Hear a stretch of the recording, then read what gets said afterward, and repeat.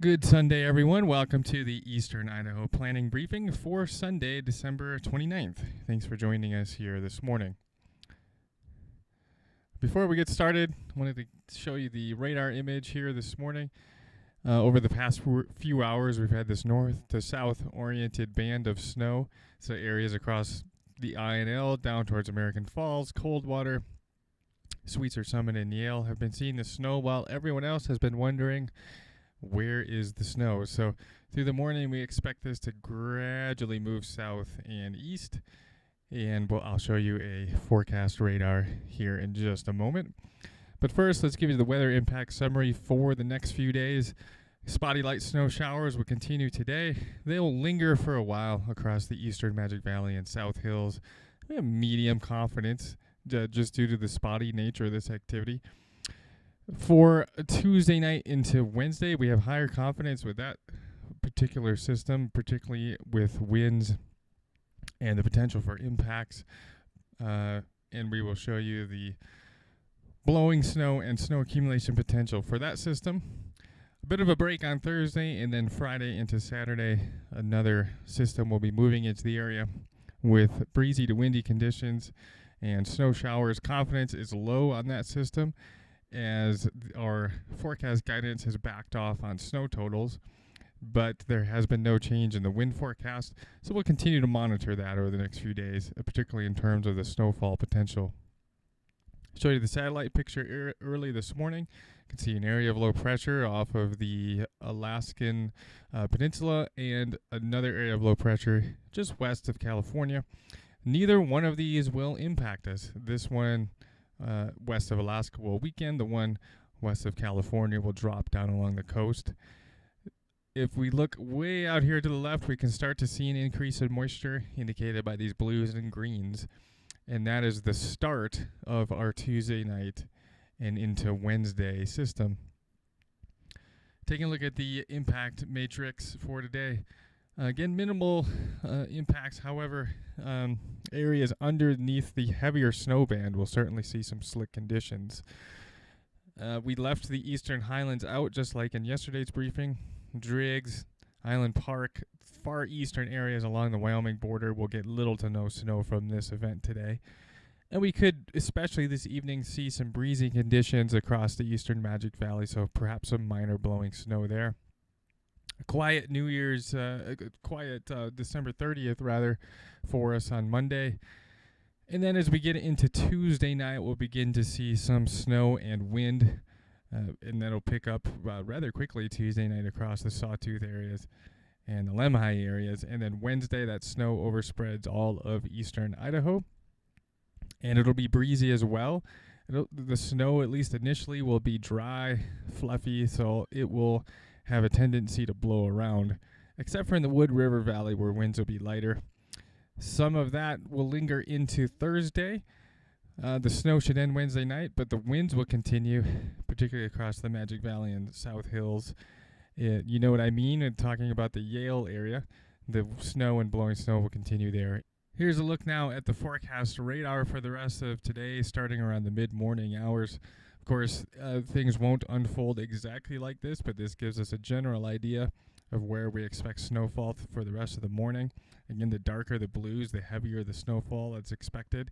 We should see a resurgence in the snowfall intensity late this morning and early afternoon, moving in from the west.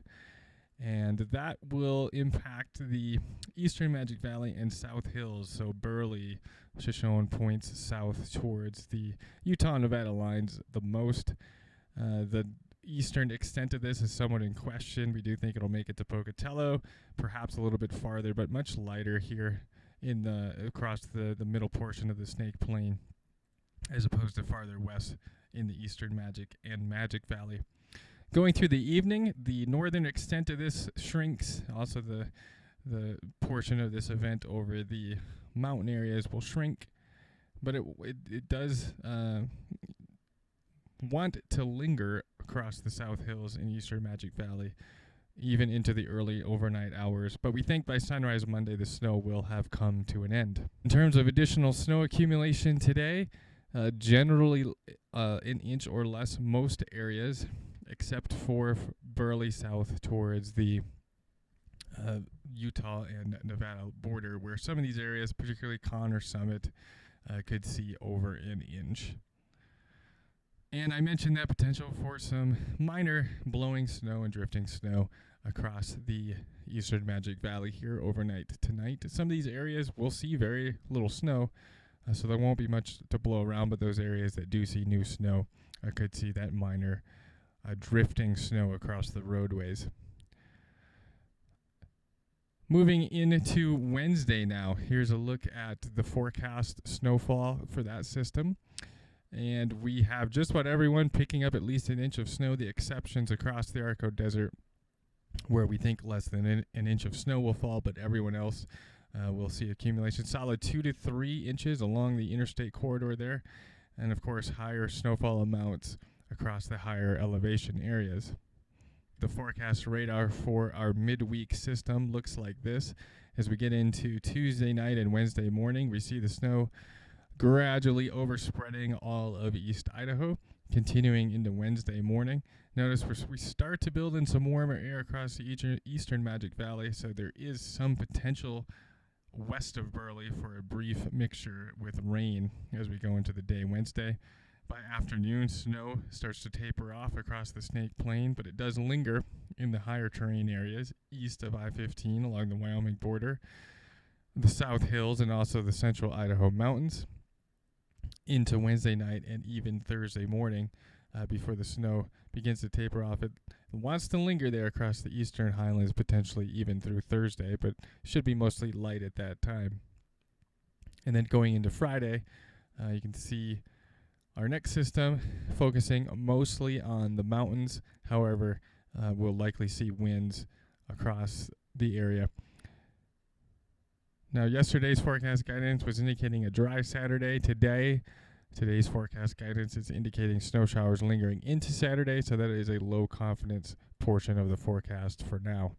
I'll show you the wind gusts here Tuesday night. Notice the south winds across the South Hills and also the central Idaho mountains increase ahead of our Wednesday system. And as we get into Wednesday morning and afternoon, we'll see those west to southwest winds gust to around 30 miles per hour in the areas, the dark blue, yellows, and oranges. And continuing into Wednesday night, so certainly some blowing snow potential, maybe even locally significant blowing snow potential in some of these areas. The winds do continue into Thursday, and then the winds are forecasted to be reinvigorated Friday as another low pressure system moves through the area. So widespread west to southwest winds gusting 25 to 35 miles per hour, locally higher, particularly Friday night and into Saturday. Look across the Highway 33 and 26 corridor, where we could see some wind gusts exceeding 40 miles per hour. Craters of the moon as well, potentially into Saturday. Quick look at temperatures. We'll be well below freezing today, but we do warm gradually each day.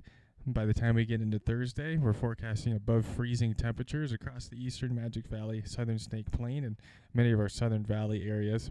And those higher temperatures do continue into Friday, so that could limit some of the blowing snow potential, particularly in these lower elevations.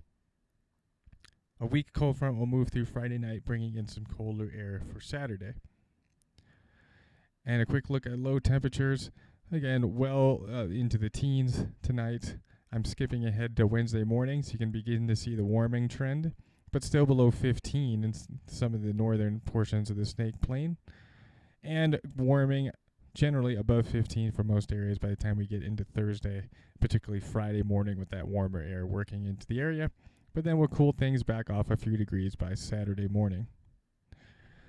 Here's a quick look at the weather impact summary. Again, the highest impact days expected to be really the Tuesday night into Wednesday, and then potentially into the Friday, Saturday time frame, but lower confidence as we get into late in the week and into next weekend.